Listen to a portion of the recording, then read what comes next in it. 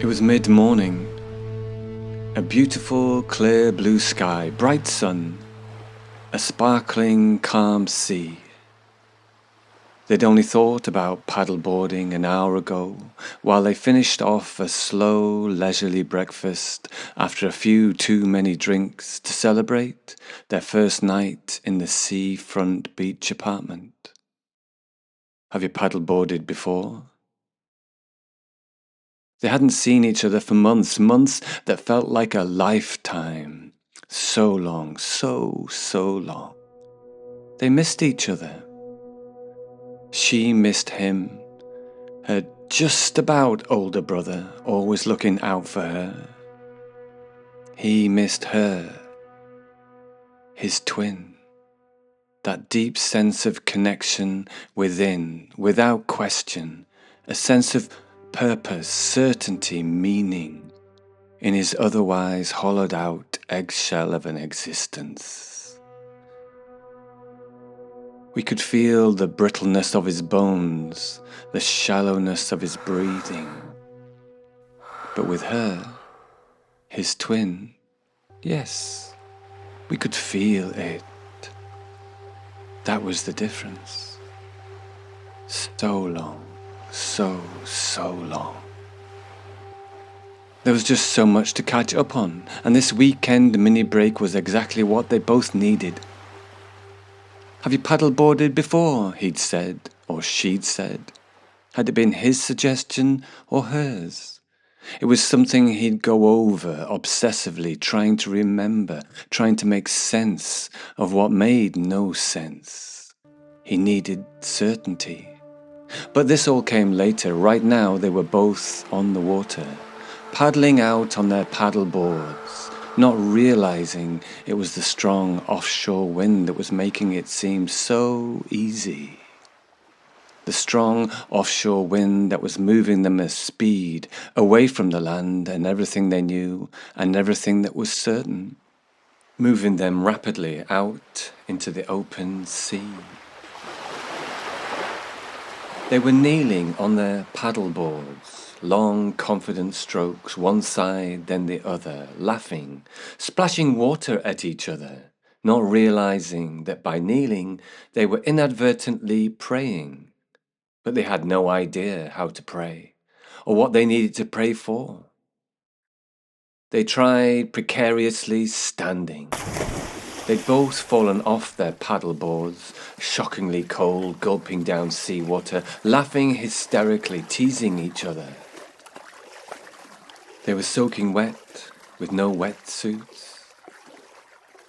The gods of the air smiled on them kindly, the sun so hot, falling on them heavily, the wind so warm they were dry in no time, sunlight dazzling and dancing on the rising waves. He tried to stand again, feeling emboldened, godlike, more serious now, more certain now. She watched him readily, ready to ride the waves of laughter that would surely roll over them again when he lost his balance and took a tumble into the salty water over and over. But not this time. Maybe his prayers had been answered. The gods of the air and the gods of the sea were smiling kindly on him. He stayed on his feet. A miracle. The offshore wind and warm ocean current carried him along with ease. The wind at his back, it felt like he was flying. He was exhilarated, euphoric. The chemicals in his brain made him feel like a warrior god. Then he was too far away for her to shout to him. Her voice was whisked away by the gods of the gale. She was picked up by a surge of strong ocean current that flung her rapidly out into the open sea, where the waves grew taller around her, towered over her like tower blocks. She glimpsed him in the distance, then he disappeared. She was terrified, unaware of how close to the edge of life she was, unaware of how scared she was, unaware of how cold she'd become. She shouted for him. The more she shouted, the angrier the sea became.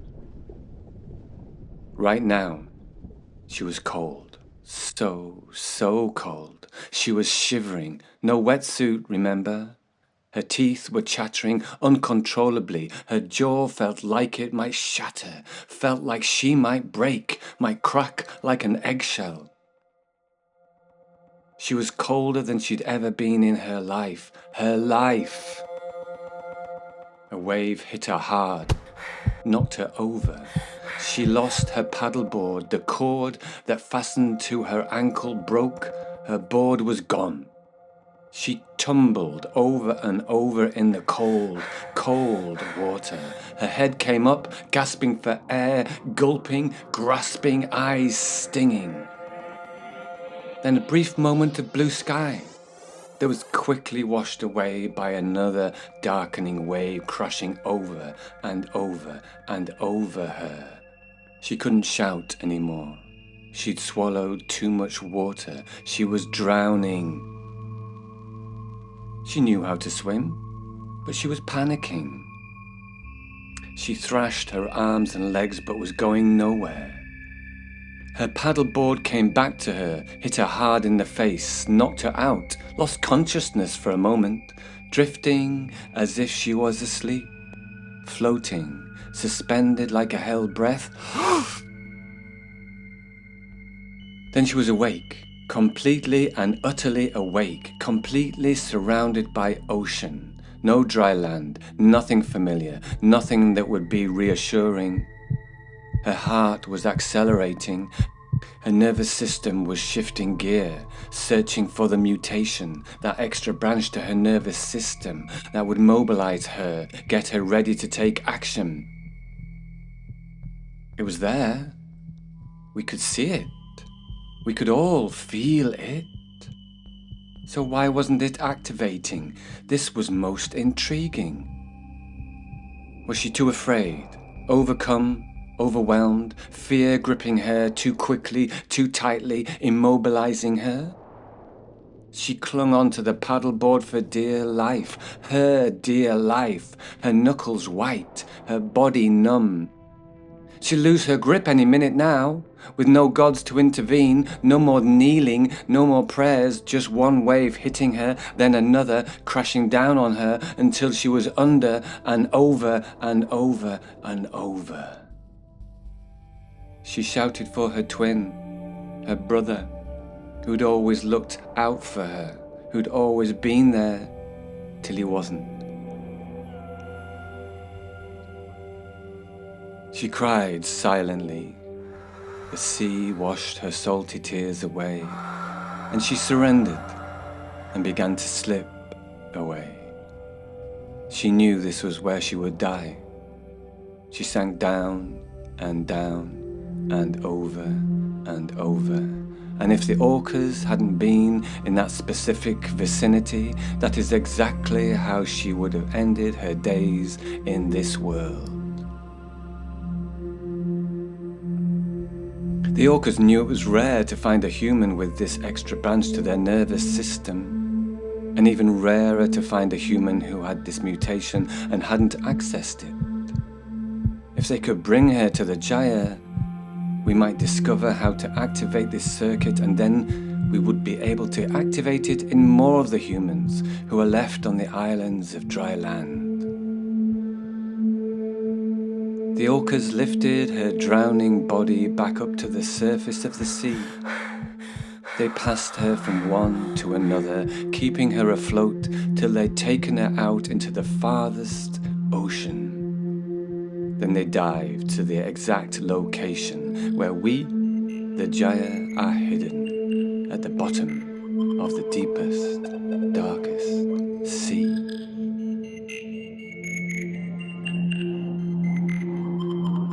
He was battling through the waves, a flying warrior god. He glanced over his shoulder. He turned to see if she was watching him, admiring him. A quick glance. He didn't want to lose his balance, not when he was winning. A second glance, then a third in the opposite direction, then a sharp twist of the head. His foot slipped. He knelt down to regain his balance. He stopped paddling and looked around. The shore was so far away. The waves were bigger and bigger, more chaotic, more dark, more fierce, more angry. He held tight onto his board as a cross-current knocked him one way, then the other. He called out to her and called out again. He had to squint to see clearly, think clearly, think. He thought he saw her, but it was just the white crest of a wave in the distance. Then it disappeared, and then another. A glint from the sun. He shouted angrily. The wind grew stronger as his panic began to rise. He paddled furiously towards roughly her last location. How could he tell? Out here. His sister, his twin, lost somewhere in the open ocean. He'd lost all bearings, no sight of land. He had to fight through every wave. He yelled, but the wind took his shouts and flung them off in the wrong direction. He was telling himself to get back to the shore to raise the alarm. He was pleading with himself to not leave her. He couldn't leave her. It was his responsibility, his duty to look out for his twin, to be the one. He had to carry on. He took control of the frantic voices telling him to search for her until he found her. He turned his board around, powered his way back to the shore against the tide, against the wind, against his own will. Once the alarm was raised and the rescue boats and the chopper were combing the area where he'd last seen her, once the last glimmers of light had faded and the long night began, once everyone was rushing around him while he sat frozen to the spot, once everyone had put their arms round his shoulders, once everyone had told him he'd done the right thing, once he was back on dry land, safe and sound, he began to drown. He began to fall down and under and over and over and over. He sat, still as stone, sinking to the bottom of the sea. He sat for hours, till his mother guided him to a bed and closed his eyes, hoping he'd sleep.